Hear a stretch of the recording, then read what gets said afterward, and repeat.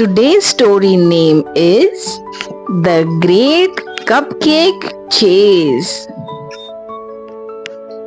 A single perfect cupcake sat on the kitchen table. Its frosting swirled like a cloud. Little Anika reached out her hand, her eyes wide in delight.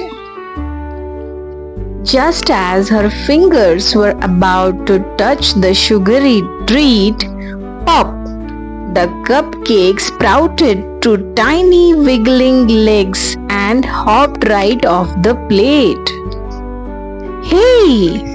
Anika giggled, sliding from her chair.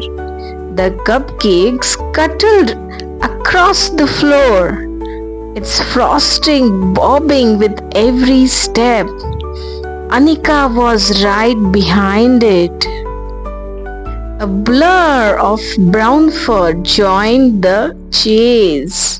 It was Pip, the puppy, his tail wagging furiously. He thought this was the best game ever.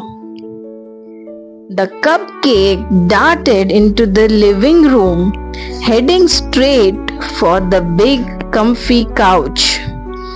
Anika and Pip followed. Their laughter and yips filled the air.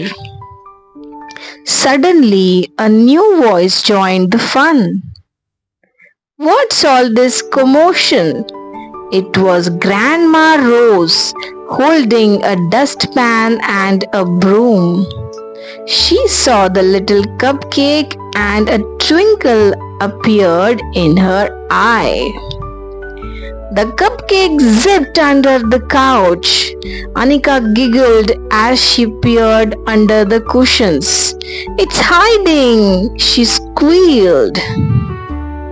Pip, with his excellent nose, sniffed and wiggled his way under the couch too.